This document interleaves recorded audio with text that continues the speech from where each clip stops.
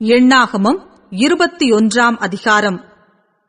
வேவுக்காரர் காண்பித்த வழியாக இஸ்ரவேலர் வருகிறார்கள் என்று தெற்கே வாசம் பண்ணுகிற கானானியனாகிய ஆராத் ராஜா கேள்விப்பட்டபோது அவன் இஸ்ரவேலருக்கு விரோதமாக யுத்தம் பண்ணி அவர்களில் சிலரை சிறைப்பிடித்துக் கொண்டு போனான்.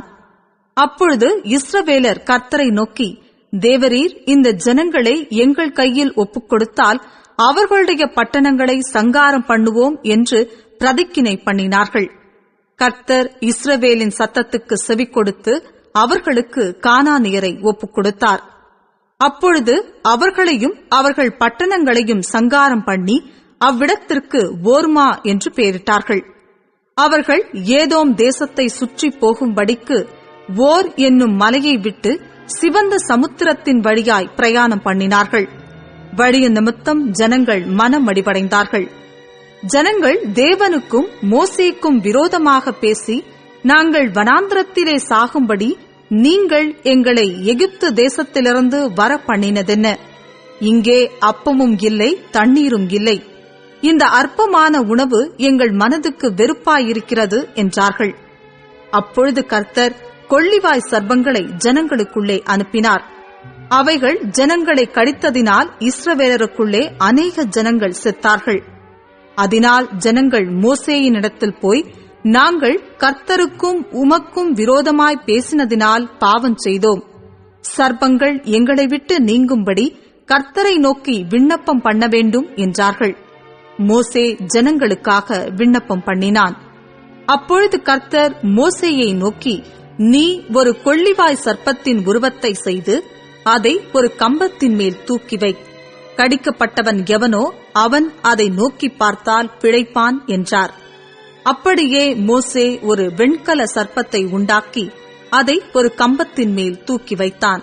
சர்ப்பம் ஒருவனை கடித்தபோது அவன் அந்த வெண்கல சர்ப்பத்தை நோக்கி பார்த்து பிழைப்பான். இஸ்ரவேல் புத்திரர் பிரயாணப்பட்டு போய் ஓபோத்தில் பாளையம் இறங்கினார்கள். ஓபோத்திலிருந்து பிரயாணம் பண்ணி சூரியோதயத்திற்கு நேராய் மோவாபுக்கு எதிரான வனாந்திரத்திலுள்ள அபாரிமின் மேடுகளில் பாளையம் இறங்கினார்கள். அங்கே இருந்து பிரயாணப்பட்டு போய் சாரேத் பள்ளத்தாக்கிலே பாளையம் இறங்கினார்கள்.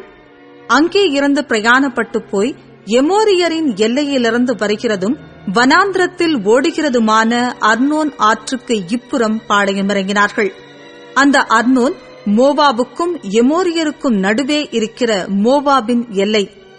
அதனால் சூப்பாவிலுள்ள வாகேவும் அர்னோனின் ஆற்றுக்கால்களும் ஆர் என்னும் ஸ்தலத்துக்கு பாயும் நீரோடையும் மோவாபின் எல்லையை சார்ந்திருக்கிறது என்னும் வசனம் கர்த்தருடைய யுத்த புஸ்தகத்தில் எழுதியிருக்கிறது.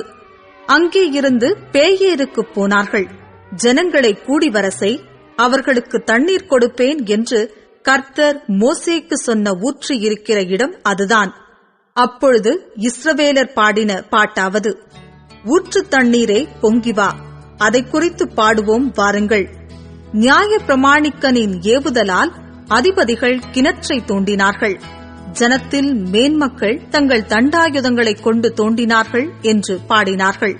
அந்த வனாந்திரத்திலிருந்து மாத்தனாவுக்கும், மாத்தனாவிலிருந்து நகாலியேலுக்கும், நகாலியேலிலிருந்து பாமோத்துக்கும், பள்ளத்தாக்கிலுள்ள மோவாபின் வெளியில் இருக்கிற பாமோத்திலிருந்து எஷிமோனை நோக்கும் பிஸ்காவின் உச்சிக்கும் போனார்கள். அப்பொழுது இஸ்ரவேலர் எமோரியரின் ராஜாவாகிய சீகோனிடத்தில் ஸ்தானாபதிகளை அனுப்பி, உமது தேசத்தின் வழியாய் கடந்து போகும்படி உத்தரவு கொடுக்க வேண்டும். நாங்கள் வயல்களிலும் திராட்சத் தோட்டங்களிலும் போகாமலும் துறவுகளின் தண்ணீரை குடியாமலும் உமது எல்லையை கடந்து போகும் மட்டும் ராஜபாதையில் நடந்து போவோம் என்று சொல்லச் சொன்னார்கள். சீகோன் தன் எல்லை வழியாய் கடந்து போக இஸ்ரவேலுக்கு உத்தரவு கொடாமல் தன் ஜனங்கள் எல்லாரையும் கூட்டிக் கொண்டு இஸ்ரவேலருக்கு விரோதமாக வனாந்திரத்திலே புறப்பட்டு யாகாசுக்கு வந்து இஸ்ரவேலரோடே யுத்தம் பண்ணினான். இஸ்ரவேலர் அவனை பட்டய கருக்கினால் வெட்டி அர்னோன் தொடங்கி அம்மோன் புத்திரரின் தேசத்தைச் சார்ந்த யாப்போக்கு வரைக்கும் உள்ள அவனுடைய தேசத்தை கட்டிக்கொண்டார்கள். அம்மோன் புத்திரரின் எல்லை அரணிப்பானதாயிருந்தது. இஸ்ரவேலர் அந்த பட்டணங்கள் யாவையும் பிடித்து எஸ்போனிலும் அதைச் சார்ந்த எல்லா கிராமங்களிலும் எமோரியருடைய எல்லா பட்டணங்களிலும் குடியிருந்தார்கள். எஸ்போனானது எமோரியரின் ராஜாவாகிய சீகோனின் பட்டணமாயிருந்தது.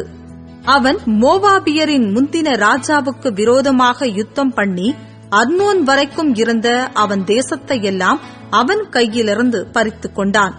அதனாலே கவி கட்டுகிறவர்கள், எஸ்போனுக்கு வாருங்கள், சீகோனின் பட்டணம் ஸ்திரமாய் கட்டப்படுவதாக.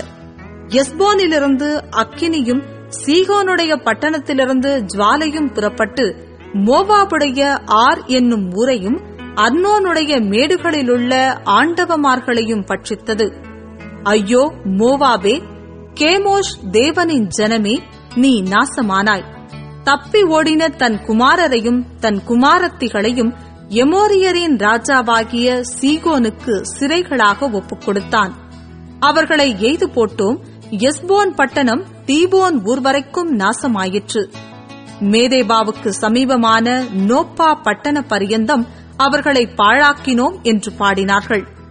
இஸ்ரவேலர் இப்படியே எமோரியரின் தேசத்திலே குடியிருந்தார்கள். பின்பு மோசே யாசேர் பட்டணத்துக்கு வேவு பார்க்கிறவர்களை அனுப்பினான். அவர்கள் அதைச் சேர்ந்த கிராமங்களை கட்டிக்கொண்டு அங்கே இருந்த எமோரியரை துரத்திவிட்டார்கள். பின்பு பாசானுக்கு போகிற வழியாய் திரும்பிவிட்டார்கள். அப்பொழுது பாசான் ராஜாவாகிய ஓக் என்பவன் தன் சமஸ்த ஜனங்களோடும் அவர்களை எதிர்த்து யுத்தம் பண்ணும்படிக்கு எத்ரேயுக்கு புறப்பட்டு வந்தான். கர்த்தர் மோசேயை நோக்கி, அவனுக்கு பயப்பட வேண்டாம், அவனையும் அவன் ஜனங்கள் எல்லாரையும் அவன் தேசத்தையும் உன் கையில் ஒப்புக் கொடுத்தேன். எஸ்போனிலே வாசமாயிருந்த எமோரியரின் ராஜாவாகிய சீகோனுக்கு நீ செய்தபடியே இவனுக்கும் செய்வாய் என்றார். அப்படியே ஒருவரும் உயிருடன் மீதியாயிராதபடிக்கு அவனையும் அவன் குமாரரையும் அவனுடைய சகல ஜனங்களையும் வெட்டி போட்டு அவன் தேசத்தை கட்டிக்கொண்டார்கள்.